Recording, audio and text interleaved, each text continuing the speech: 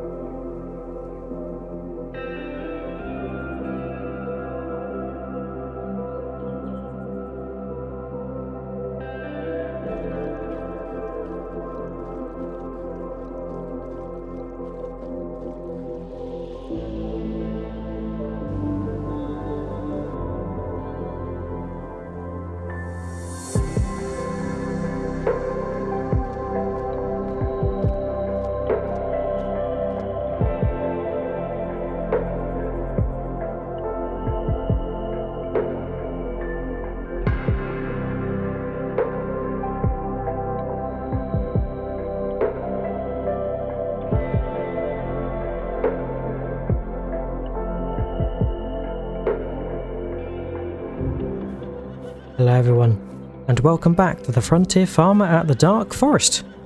It is now August, and I'm just taking a stroll through the animal farm because we need to give the cows some more TMR.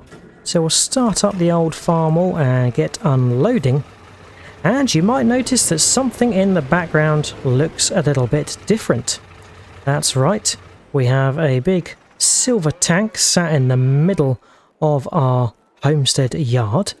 And that is because we have replaced the ramp that was there, that we were using to load up logs in the early days, with a brand new silo. And this is quite the state of the art for the time we are in. It is a 3-tank silo, and it has a nice unloading area here, so we can drive under with our truck and trailer to receive whatever is in the silo, and then we can deposit into this grate here, and that gets filtered into the tanks automatically. So yeah, quite an upgrade on the silo front, and we definitely needed it because we were at capacity of our silo last time, and we were at capacity of the silo because we harvested this massive field, new field that had oats in. So yes, this is empty now, and we collected all the straw from that, which went in the dovecote, and that's been busy making manure. And in between last month and this month, our corn has shot up yet another level. But it's not at the last stage of growth yet where we can forage harvest it. And I have also been debating as to whether we need to forage harvest it. We have plenty of silage, and perhaps letting it mature so we can actually harvest the corn is going to be better for our pig food needs in the future. So if I consult the map, you'll see field 3 that has the corn is not in the last stage of growth, but our sorghum is, and I was expecting the sorghum in Stone End field to be ready to harvest this month, but it isn't. So that means we've got to keep ourselves busy with some other jobs. And I'm thinking that is going to focus around flipping new field. I'm going to buy a new mulcher, one that's going to help us churn up the stalks much quicker, and then we're going to see about manure spreading and getting that drilled. And if we look at the crop calendar, we are good to drill canola this month, or we could potentially wait till next month to drill a big field of wheat or barley. So it's in the curvettes first of all, because the mulcher we are going to buy is going to be a rather larger than the one we've been using till now. So I think the curvettes is going to be the pulling machine for that. So we'll get the beacons on and head over to the distribution centre and see what they've got for us. Oh yes, I really do need the cockpit fan on these rather warm late summer days. It is rather nice in the dark forest, and it does get quite humid with all the trees and foliage. We have emerged like a yellow beast from the woods, and we can take a look at what rollers the distribution centre have got for us. So there's a couple of options. This Serrat Abattable Pro Plus T-6300, and this looks to fold up and has a spinning blade underneath, so it needs a PTO to run it, but it is only 6.3 meters, so not too much of an upgrade from our current mulcher. So I'm thinking something more along this lines, the Lizard Katrina, which is 9 meters, so a sizable upgrade, and it's 150 horsepower to pull. So we could pull it with the International Harvester, but I think it's going to be suitable to be pulled by the Kirovets. And it's 25,100, so I think we're going to buy this. And here it is in a nice Kirovets matching yellow. So we'll hitch up to it. Hopefully it's going to hitch successfully. I'm sure it will. There we go. This is looking like a good match for the Kirovets. Back to the homestead. Pumping up the engine to pull this roller through. And oh yes, I didn't take the flatbed back to the production zone. Not to worry. We'll journey round this way because I want to use our new little cut through to get to a new field. Hopefully we don't squash any chickens on our way past. And it's worth noting that we are going to be keeping our old silos here. I might get rid of one or two of the extensions, but yes, it's handy to have there to keep grain for feeding the chickens, and then possibly a small amount of oats or sorghum to feed the horses as well. Here we go, we are at a new field. There's a slight flurry of weeds, but not to worry, we will get those when we get the roller unfolded. There we go. So I think we'll head off in this direction because that's counter to what we normally do. So there we go, we are unfolded. We've got a good amount of width here, and it should be as simple as lowering. And then we are mulching. So we are crushing up all of those oat stalks which we harvested last month. That's going to contribute to the yield of the next crop.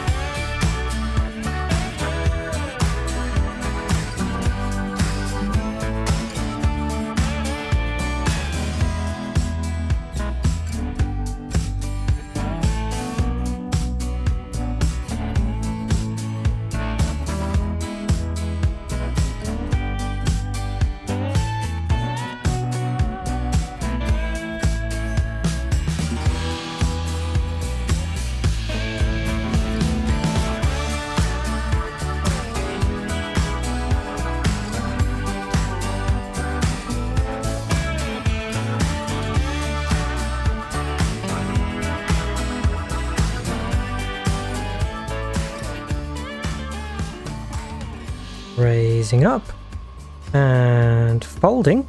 Slightly embarrassing last row there. I'd made it a little bit too thin, but I was getting used to the width of the Katrina roller, or mulcher. I guess it is a roller, but it has the ability to function as a mulcher, as it has the blades on the roller which churn their way through the stalks. And that is all nicely mulched now. We also got rid of the very infant weeds, which is good news. So we'll see about somewhere to park up this implement.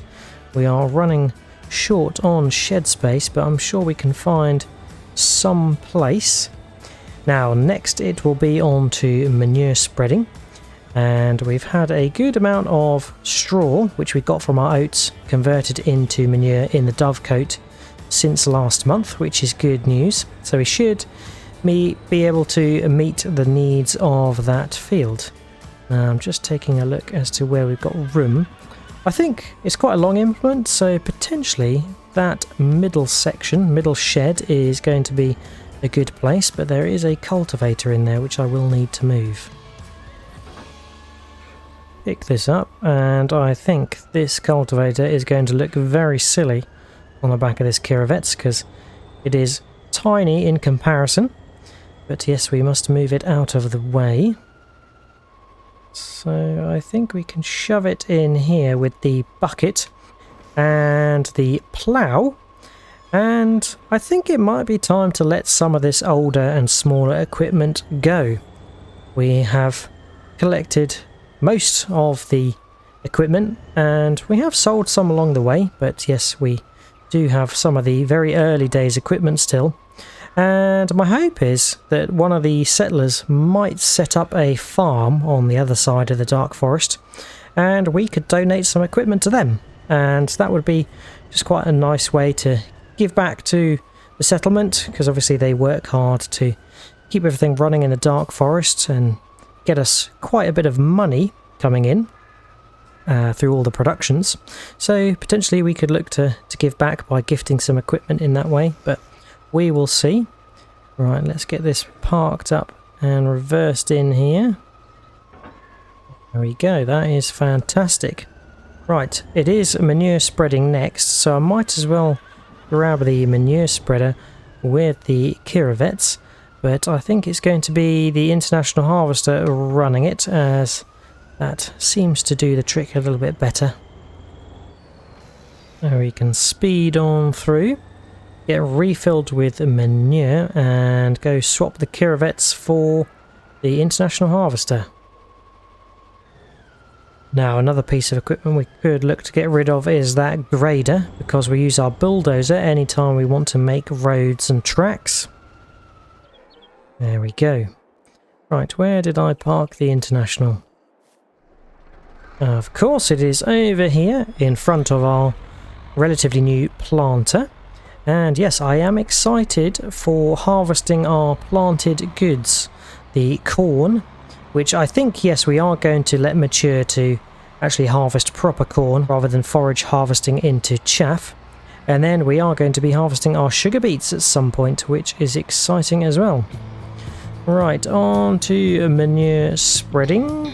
So we will grab our manure spreader, which we don't need to upgrade just yet. I think the manure spreader still does a fairly decent job covering the acres that we have. There we go. Right, let's head over and get started.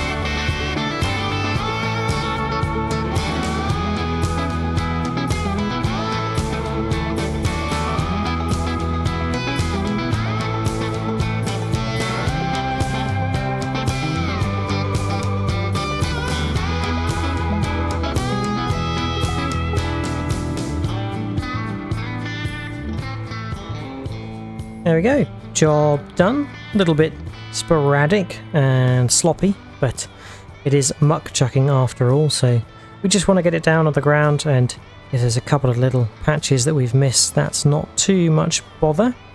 And of course it is rustic farming on the homestead still, even though we've progressed many a year now on the homestead, we're still using quite modest equipment, so yep, it is nowhere near any peak of technology, GPS or precision farming. There's none of that, but yes, all of the manure spread, so we've got our primary level of fertilizer on the field now, so we can get the muck wagon parked up, and I think it's then over to the dealership once more, a distribution centre, to look at a new seed drill, because of course we let our folding seed drill go because it was a little bit of a pain to manage and organise.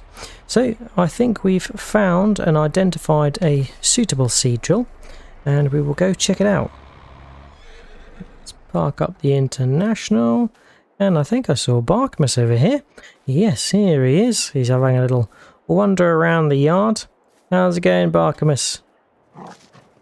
Oh, good boy. He always loves to play. Homestead wouldn't be the homestead without you. Right, head on back home. I'll see you later. Well, that new silo really does glimmer in the sunshine. Right, back in the Kiravets we go. This thing does seem to chew through fuel, so perhaps we should use another tractor for carting equipment back and forth from the distribution centre. And this is the drill we have scoped out, the Case IH 6200 Dual, and it is a dual drill, but it is fused together, there's no folding, and it has an arm down this end for transporting, and then you can hitch it up on this end in order to pull it in operation mode. And one thing that's good is its case, but also we can get it in yellow, so it's going to suit the Kiravets down to a T. 95,000, so it's quite expensive, but it can do 8.7 meters, so that's only 0.3 meters shy of the John Deere dual seeder. 130 horsepower to pull, so should be no problem. Here it is, looking fancy, nothing like a new equipment today. So this is the end we want in order to pull the drill successfully through the winding forest. There we go. And yes, of course we will need to fill it with seed and fertilizer. It can, of course, drill and fertilize at the same time. Ta-da! Right, slight change of plans because unfortunately we could not get the Kiravets or another tractor to pull this seed drill in the transport mode.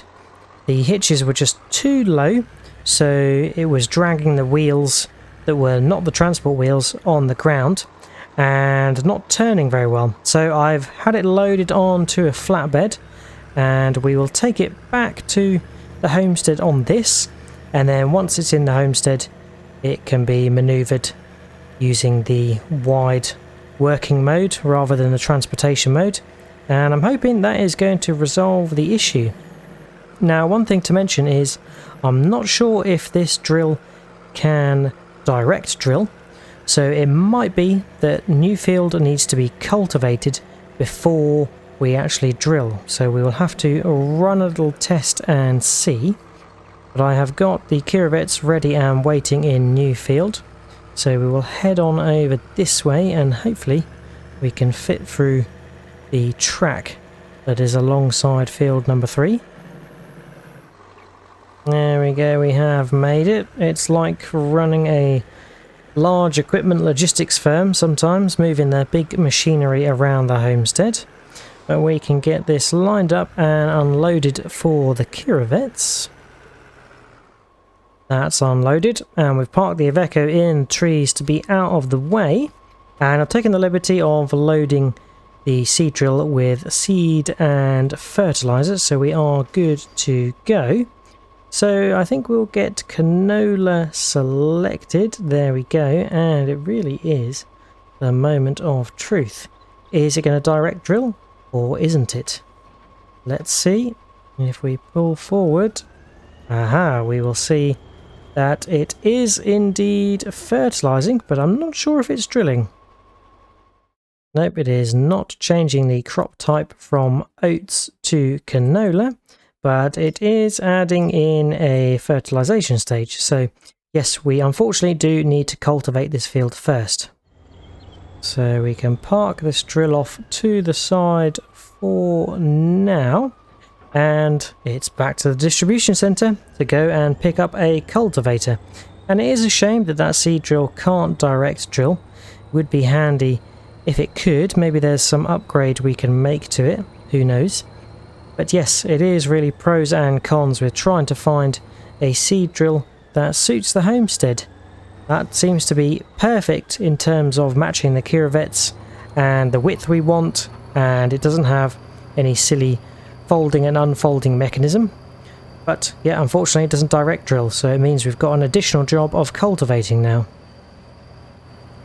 Back we are. They're going to think we're mad the amount of times we've come back and forth today.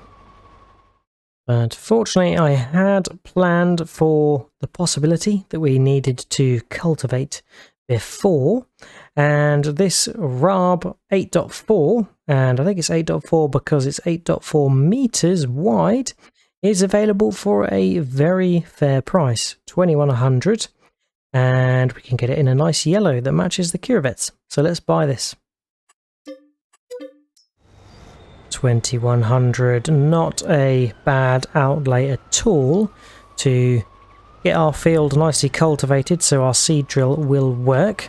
I really am hoping one day that I'm going to find the perfect seed drill that can direct drill, that is a good width for us to run around the homestead, and obviously one that suits our genre and the age that we are in. Nothing too modern. But yes, let's get this new and rather wide cultivator back to the homestead and we can get cultivating. Squeezing through, let's get unfolded and waste no time to get started.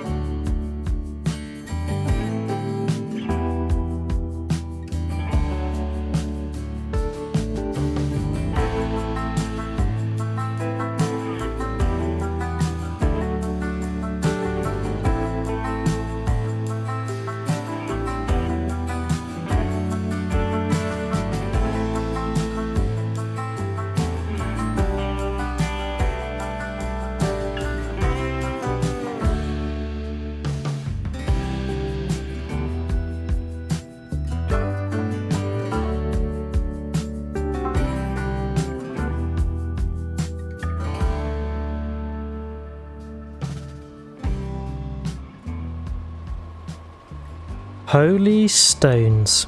There has been a plot twist in the field prep saga, and that is, I've forgotten that if we were going to cultivate, and I guess this is a deep cultivator, we were going to be dragging up stones. And it's quite interesting because we obviously ploughed this field before the oat crop, and the oats was the first crop in there, and we removed quite a lot of stones. and it seems just cultivating has pulled some more up. So I'm not quite sure where these stones are coming from, but unfortunately they are there and we will have to deal with them. They look to be less than the stones that we had to deal with the first time round, and they are a bit more spread out in places, but there are definitely some big and heavy stones in there, so we will have to get them cleared. Now, I do wonder about the stones. Obviously, if we clear the stones now, I wonder if we were to cultivate again without drilling anything, would we drag up more stones? I'm not quite sure how it works really, whether the deeper we go or the more times we cultivate we just drag up more and more and more. But yes, we will have to clear these stones, so that has put a bit of a showstopper in my plans of getting this field drilled today. We are going to run out of time, unfortunately, and I do recall this same problem from probably quite a bit earlier on in the homestead history, where we had a rostel mash cultivator, and that did exactly the same thing. We went to use it thinking it was only going to be a light cultivation, and it dragged up loads of stones. It seems the bigger the cultivator, the deeper it goes, and the more chance of stone grabbing you get. And you can see the case cultivator in the shed there. We have used that quite a number of times, and that does not pull up stones. So yeah, it goes to show that you need to choose the right cultivator, and in this case I've probably chosen the wrong one, but I gotta say I do actually think the cultivator is a very good tool. It's got a nice wide working width. It's very maneuverable based on it being a towed cultivator, and just seems to be quite light, so we can pull it fairly easily with the curvettes. So there we go, that is dropped off, and I think we could probably park up the curvettes next to it as well for now. We can hop in the International, and we will need to go and get the stone clearer. It is the Los Antonis, and this worked pretty well last time. There we go, so we'll just get set up in the starting position here. And fortunately, we just passed Thomas on the way to the field. He has mentioned he's done with the sawmill for today, and he quite fancies having a little run in the tractor. So I think he's going to deal with all the stone clearing for us, which is pretty handy. So we'll leave the tractor here for him. And that means we're going to have to leave the seed drill over here. There's no rain, it's a bit cloudy on the forecast, but yes, no rain, so we're good to leave the seed drill out, and we will use it once we have stone cleared. And I'm thinking, because we're going to have to wait to seed drill, rather than canola, we'll probably go with wheat or barley, because that's going to feed us some more straw, and it's also going to give us some grain for the chickens. I think we'll leave the truck here for now as well, in case we need to maneuver the seed drill once we are done. But another day on the homestead done. I think we started early, so we're going to finish a little bit earlier now, and Thomas is kind of going to see to the stone clearing for us. Now, the corn is nearing its latter stage of growth, or the last stage of growth, so I really am debating whether to forage harvest this for chaff, but that's probably not going to be too needed on the homestead because we have a lot of silage, so I'm favouring potentially harvesting this once it's fully golden for corn rather than chaff. But let me know your thoughts on that.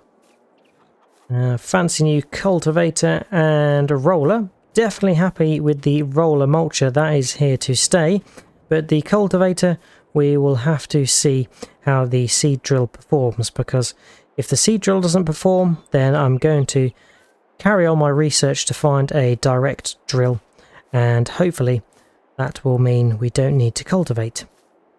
But Stone End Field with sorghum in will also be ready next month to harvest, so we can see to that alongside getting our new field drilled with wheat or barley. We'll decide next time. But that is it for today. I hope you have enjoyed watching. If you have, remember to drop a like and subscribe if you haven't already. If you've got any tips, tricks, or things you'd like me to do, feel free to leave a comment.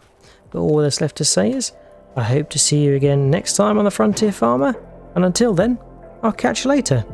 Cheers all. Bye bye.